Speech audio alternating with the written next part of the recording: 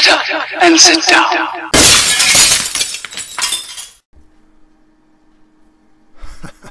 Hello again, gang. Right.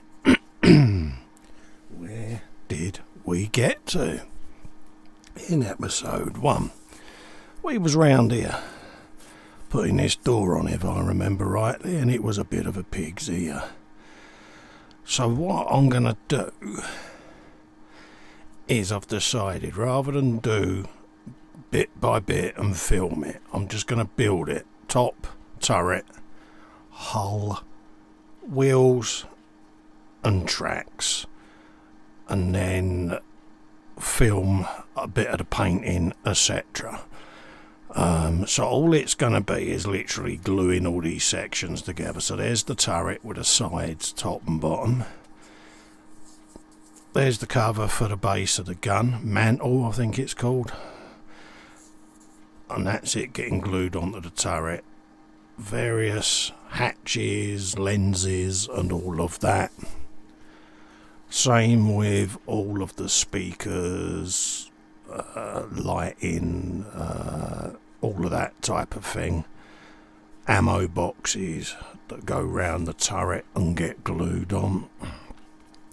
Now the fit and finish of this kit is absolutely superb, so I don't expect there to be any issues whatsoever. And then you've got your explosive reactive armour, glue that together, fix it to the turret, and literally boomstick all the way through. And then what we'll end up with is a completed turret with the gun on it, ready for priming, pre-shading and the first coat of green. So whilst that's then drying, I'm going to go on and build the hull with all of the sections there,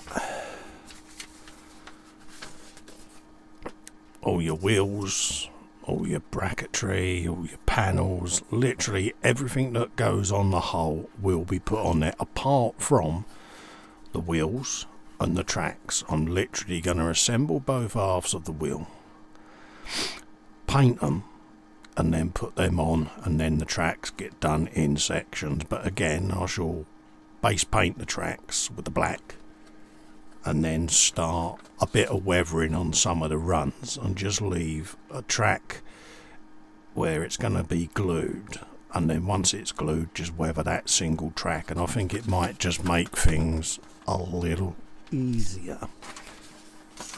So that's the plan. Get all the armour on, get all the brackets on, all the fuel barrels, everything, and you'll have 1, 2, and then the wheels and the tracks.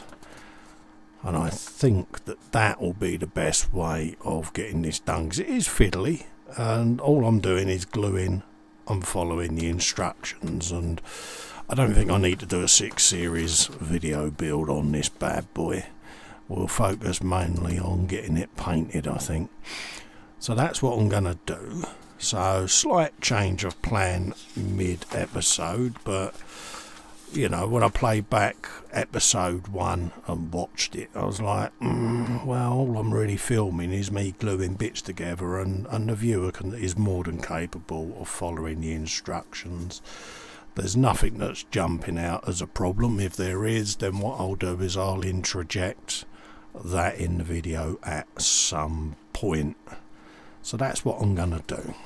Alright, so when you next see me, I'll have my spray booth set up, and I'll be ready to prime said bits of tankage. Alright, so go make yourself a cup of tea. We'll come back, I'll film the spraying, etc.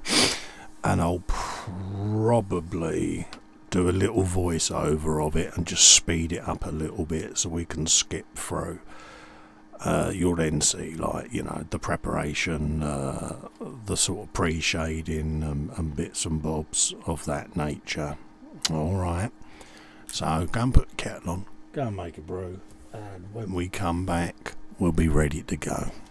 See you in a minute. Right, as you can see, we're at the spray booth. and we're just putting a little mist coat of primer on the tracks there after me forgetting to switch me light on. I'm using a little bit of the Styno-Res black just to do these tracks. Now I'm not totally covering them either, I'm just giving them a mist coat. There's going to be some gaps in the paint showing through some of the primer underneath, and that's for a reason. That's where I'm going to be weathering and doing me dry brushing effect. So rather than waste paint and cover it up, I just thought I'd leave it blank. So I'm just quickly scooting through this, priming the tracks, Styno-Resing the tracks there. I'm using a Mr. Hobby airbrush. For those that are wondering, it is the PT2 airbrush, and I'm using a 0.3 needle in that bad boy, and I'm just misting that over quite nicely. I've left the tracks on the sprues because I'm going to clamp them, and then I'll be applying pigment and things like that. So, and then I've only got to nip off a tiny little bit, and this weather where it's joined just makes it a bit easier for me. So quickly go through that, spraying away there quite nicely. It's pretty straightforward way of doing it, I find. You know, there's probably more skillful armour builders out there that do it differently. Answers on a postcard for that one, but for me this seems to work okay. So we'll just quickly whizzing through it. A little bit more paint and a finger needle blockage imminently. Yeah, happens to us all. A few dagnammits, hence why it's sped up. Yeah, here you go, all the dots. Right, now what I'm doing here is I'm pre-shading the edges of the turret and the ammo boxes and things like that. Now, a lot of people will do it really specifically on this, where they'll go through and they do a set amount on each edge and it's perfect all the way through, whereas me, I kind of just randomise it. Nature's random at the end of the day. So that's how I am with my pre-shading. I just blast it where I think it should be. No parallel lines or anything like that. I just bung it on there, and then when I've actually put the first coat on, I then start to see how the pre-shading is working out. So I'm literally just going to mist over edges, panel gaps, things like that.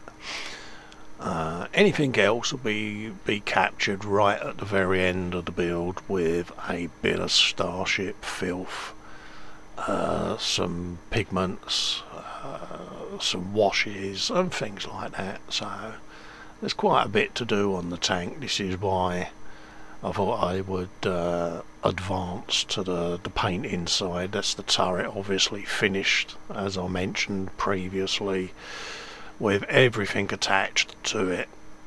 Now, you know, you might think, oh, you've got to mask this, you've got to mask that. I just sprayed a lot, and then I go over with a detail brush and I'll paint the gun, I'll paint all the detail pieces in by hand. But at least it lets me get there. Now if you notice, I'm just running some black zebra lines up the barrel there so that it picks out any of the deep recesses. Again, just quickly whizzing it across. I'm not looking at perfection of millimetre perfect lines because, you know, in real life that's not the case. A bit of darkness around the mantle there and underneath where the ring gear and that will be, where the turret turns. And then obviously in between the gaps of the reactive armour plate.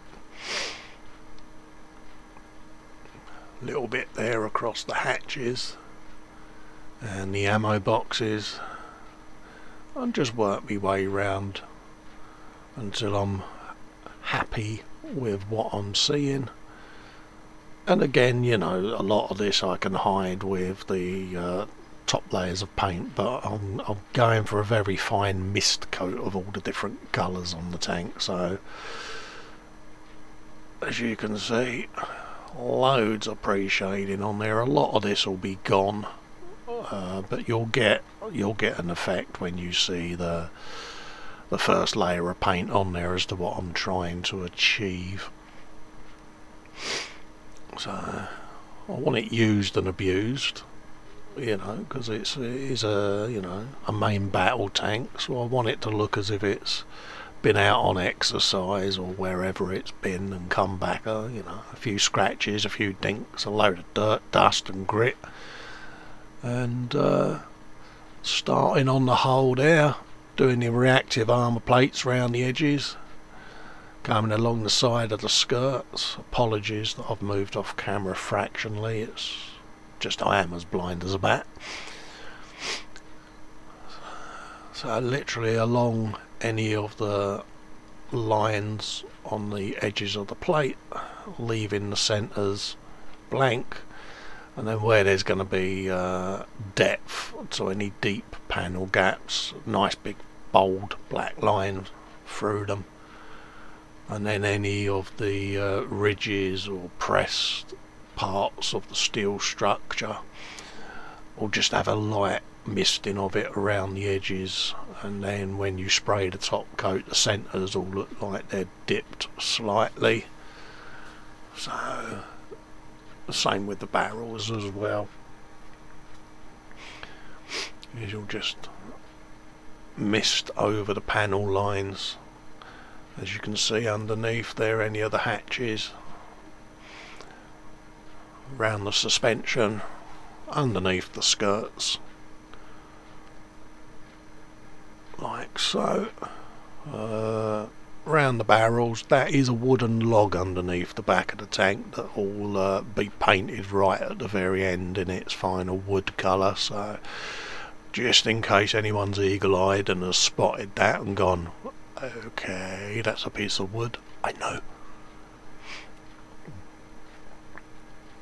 Again, stuff like that will be detail painted, and then it'll have some oils and some pigments, and yeah.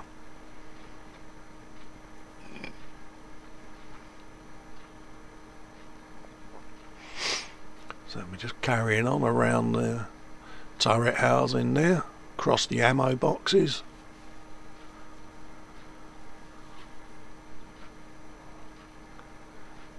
Giving that a good old spray, as you can see, and then back onto the tracks, any remaining tracks, just to give them a little coat, and that is that. So the pre-shading's dry, and we're now onto Excalibur, which is a Harder and Steinbach Infinity CR Plus airbrush there with a 0.2 needle in, and I am misting over an extremely well thinned base coat of green. All the wheels and everything will get a coat, and then I'll go around put the rubber black edges on any of the cushioning.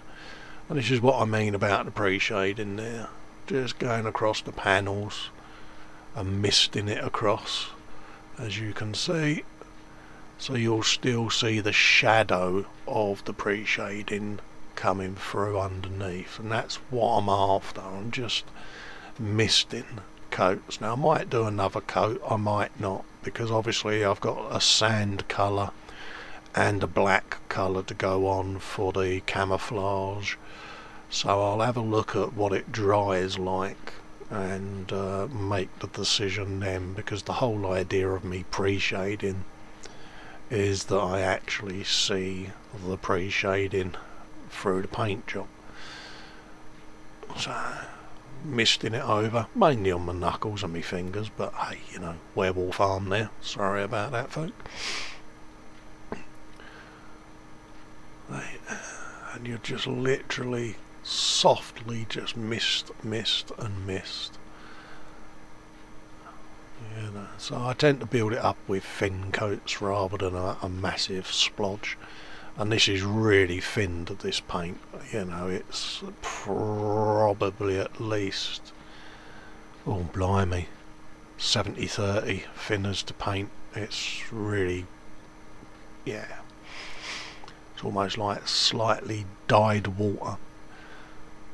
And then just going over the turret there and bringing out what I'm after, because obviously you're going to have some sand, some black lines up the barrel as well, so again, you know, might give it another mist of green, I'm not sure. We'll again see what the turret section dries like.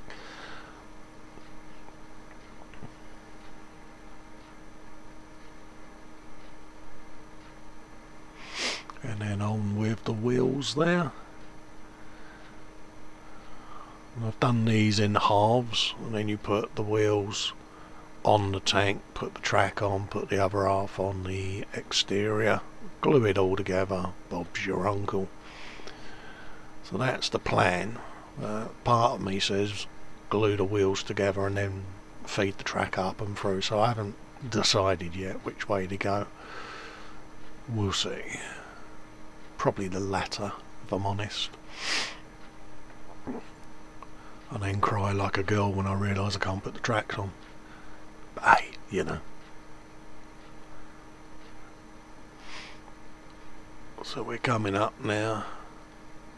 Just spinning these around in me fingers, just to get the green across where I want it to. And again, these are going to get some weathering and some muck and some grit, so bit of chipping, and yeah.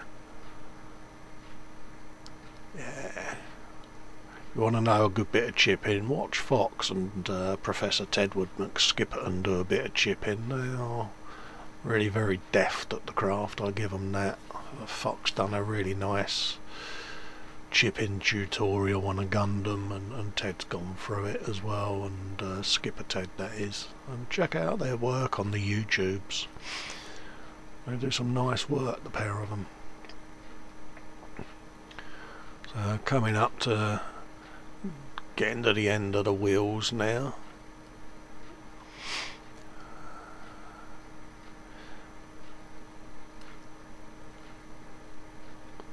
Just giving them a little spray.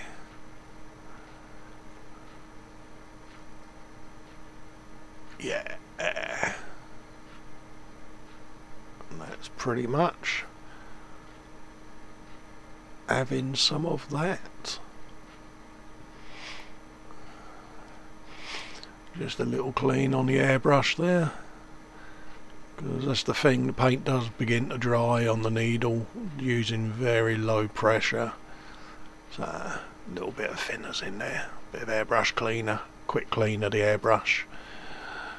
Literally had one wheel to go there, and it was like, yeah, I need cleaning. It's like, yeah, takes a couple of seconds, and literally back onto it and get that wheel painted away, and then just give that a last little coat, as you can see, bish bash and bosh, and that, my friends, is that bit of painting done. Now to give Excalibur a nice clean. Yeah, that's well blocked. See all them bubbles coming out of there. Look at that. Yeah, nice bit of blowback in the bowl there, Fester. Clean your airbrush, you lazy sod. So yeah. Oh look, it's working. And then it's time to pack up. We're back after that nice little spray-a-thon there. So, shall we have a look at the results of our first layer of paint? Boomstick. Now you can still see quite a bit of the pre-shading underneath there. Let's just give that a little quick brush, like so. But all in all, I'm reasonably happy with that. I'll probably give the barrel just another bit of green, just to dull it down a little bit. But don't forget, I've got the sand and the black striping to go on anyway, so it might just lower the effect a little bit. So that is the turret, and that is the hull. So yeah, one quick mist coat of the green is all that's gone on there, and it's had 24 hours to dry, but it's given you the nice centres that I was after. It's given me the contrast down the edges that I wanted. Same with the shadows here on the panels and around the edges and inside, and the same along here. So all in all, you know, you've got the lines on the barrel there, and let's spin her up and have a look underneath. So all in all, it's not that bad. You know, I had a little show of Rooney and gave Vincent a looky-loo, and he was sort of saying, oh, you're going to go over it again with the green just to dull it down a bit. I don't know. You know, there's going to be people out there that have done a lot of armour, so I'll leave it to you guys. I'm not going to touch it at the moment. And I'll see what people say. I mean, to my eye in front of me, it's not too bad. Whether or not that's coming out on camera, I don't know. I need to watch it back. But that is where we're at the moment with the T90 Russian tank build for Mark over at the Sprue Surgery, or Sprue Surgeon's waiting room on Facebook. Like the plug, Mark? Yeah. We've also got a bit of wheelage going on. Again, this is all shiny at the moment because I'm going to put some pigment and chisel in there, but yeah, it'll all be flatted down again. So we've got all the wheels done, got the tracks, they're all sorted. So that is as far as we are with the Russian tank at the moment. So I'm going to call this episode done. Get it up on the YouTubes and get some feedback from you guys regarding the panel and the pre-shading on there, whether you think it needs dulling down a bit. Do you think it's a bit too extreme? You know, I mean, I don't know. I mean, this is tank number 3 that I've ever built, so I ain't got a Scooby, so you know, I mean, it looks alright to me, but it might look like a pile of, yeah, to someone else. But like I say, it's not a period accurate piece. It's just me building a Russian tank for a mate to give his Facebook group and his channel a bit of a plug and help him out with a group build. So that's what I'm about. That's what I'm trying to do. And I'll leave you to judge on it and see what you think. And any comments, feel free to put them in at the bottom of the video there. Subscribe to my channel. Don't forget the bell. Click on that so you get notifications of when I upload. You can see me on the Facebooks and all of that lot. Details will be coming up in the end credits. So I'm going to call it, edit this, get it up there, let you guys have a looky-loo, and we'll go with some feedback and see what you think. Thank you for watching, and see you next time for part 3. Yeah, best I can count. Bye-bye.